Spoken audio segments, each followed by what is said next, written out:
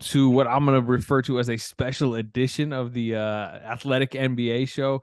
Marcus Thompson, we got the red siren on after one of Steph Curry's signature games of his career. You said the red siren. Woo! Yeah, up I-80, the ambulance going back and forth. But, I mentioned ambulance. This is a moment, obviously, where it felt like the Warriors, as we know it, the Warriors dynasty was on life support a little bit. And, I'll kind of unpack the context of, the story that you wrote, which is kind of why we're doing this video. But I guess the in the moment context is Warriors get blasted by the Kings in Game 6 in an embarrassing fashion. They look a little bit splintered, and I think later in this little quick mini clip we'll get into what might be going on a little bit behind the scenes. But you wrote about in the lead up to Game 7 this, I don't know, would you call it a legendary Steph Curry speech on the 9th floor of Chase Center overlooking the Bay Area? He is the glue that holds the dynasty together.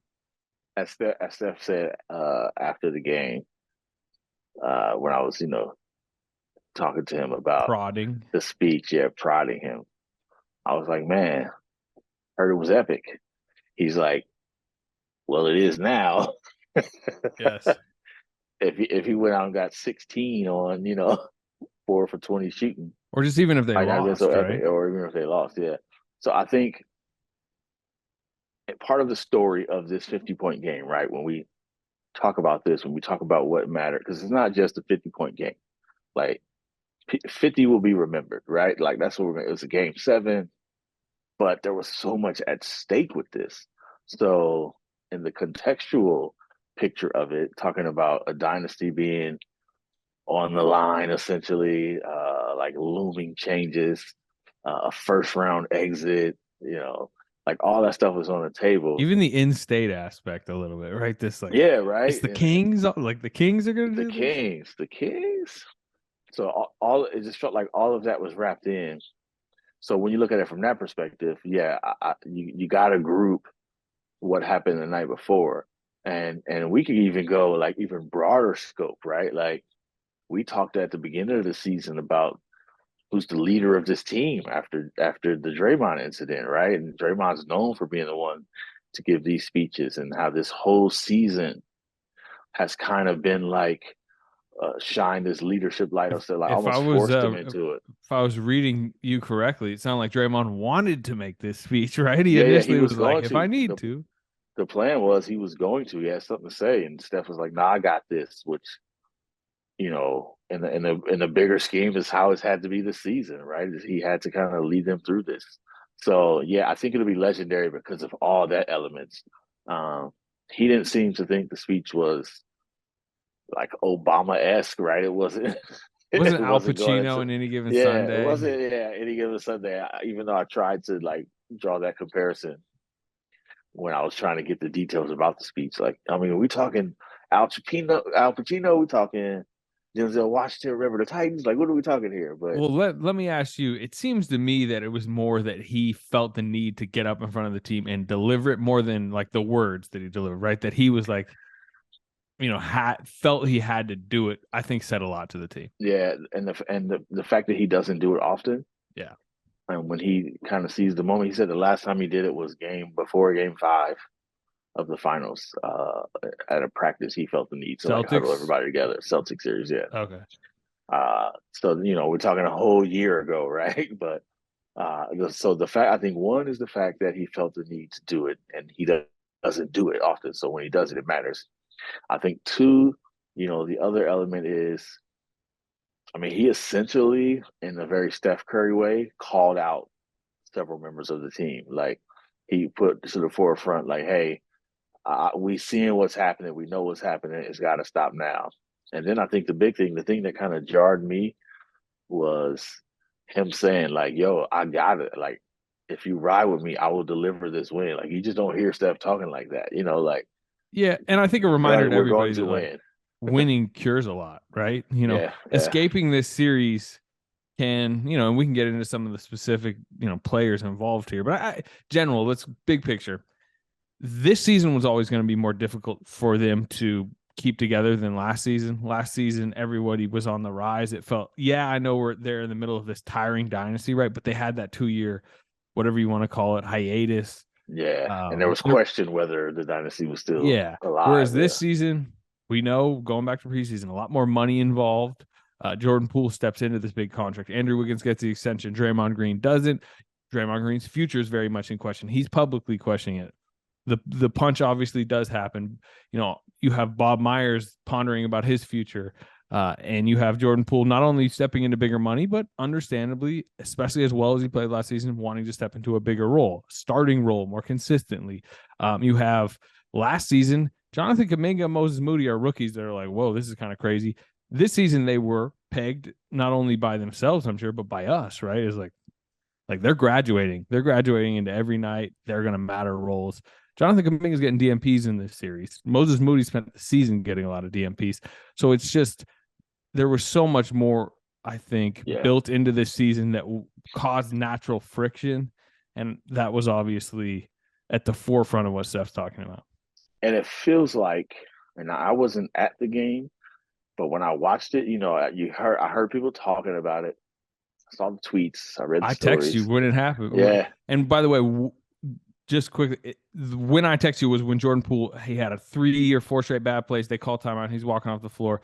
Draymond comes over to say something to him. He basically out shove is too strong a word, but he kind of it's like like yeah, no, bats him away in a very dismissive manner. Draymond tries to go back over to the bench and talk to him at some point, really clapping, but Jordan wasn't really having it. yeah. So I didn't. It was hard. Like even though like they were getting killed, right? Watching the game was like it felt like they were done.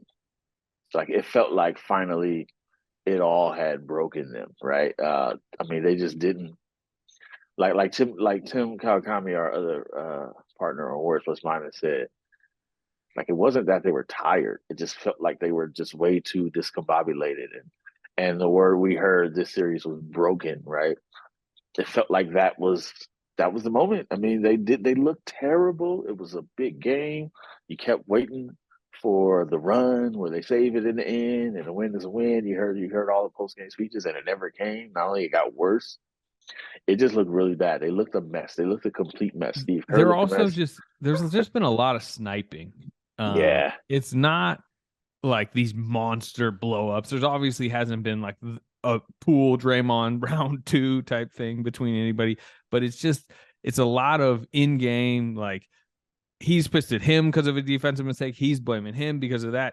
He's talking to the Kings bench and saying something about a teammate. You know, it's just little small things. It's coming off like, why are we in this defensive coverage? You know, that type of stuff. and I think one of the other things that is probably a little underrated, but comparing it to last year, kind of jumps out. Last year, you had a lot of veterans, right? We never got the sense that people were mad about or unhappy because of minutes, right? Like you just didn't. Bielitsa was nowhere, and then he played, and Bielitsa then was like, looked like he every time they put him in, he just got off a nap. He's like, "Whoa." Like they went to the back, like, yeah. hey, Bielitsa, wake up. You're getting in the game. He's like, oh, cool, I am. I mean, you end up knowing like guys like Juan Toscano Anderson, Damian Lee. They wanted more, right? They went to positions where they could get more minutes, right? But during it, you didn't feel like there's this contingency of people who are just like, I'm not happy. And some of this stuff is just like how they interact with us in the locker room and want to talk to the media. How they, you can just tell, right? For instance, like last year, no matter if he wasn't playing or not, you could always talk to Juan Scott Anderson, right? It was always a like, hey, let's talk about it. This year, you get a sense, you could just feel that people are unhappy about minutes, right? You can feel they're unhappy about role, like you can feel it.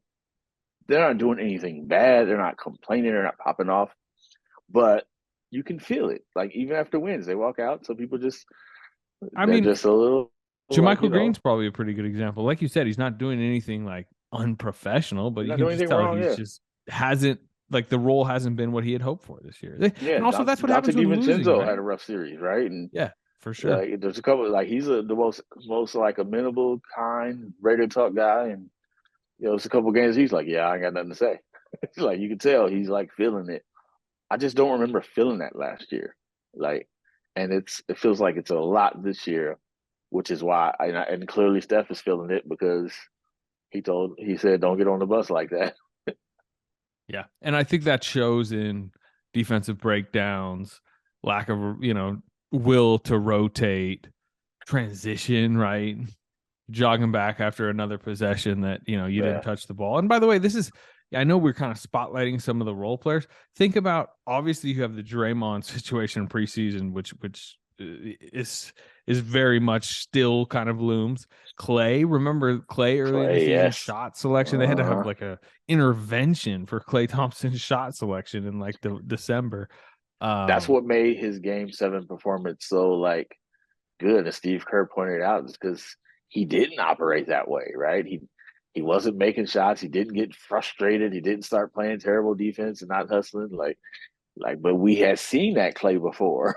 You know what I'm saying? Like, so, like, everybody's kind of had their hand in Phoenix this brings it year. out of him for some reason, like literally being in the city of Phoenix. Facts, facts.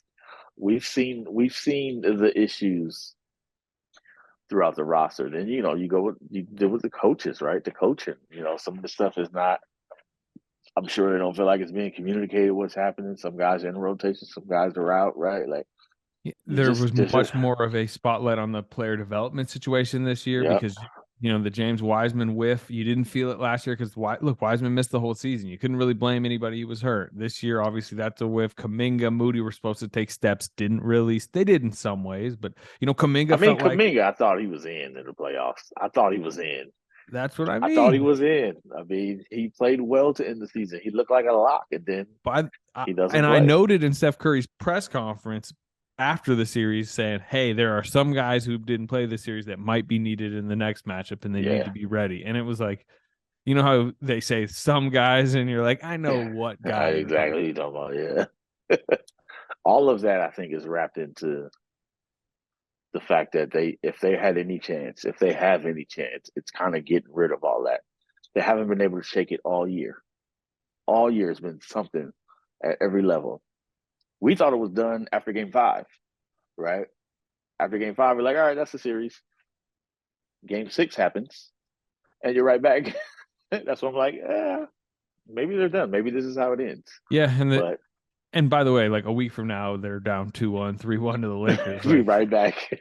he might need to get them on the ninth floor again, and I mean, that's a pretty alarming thing too. Like they needed it for a first round series, right? yeah. That felt like It is a bullet that you don't want to have to use until Game 5 of the finals against the Celtics, right?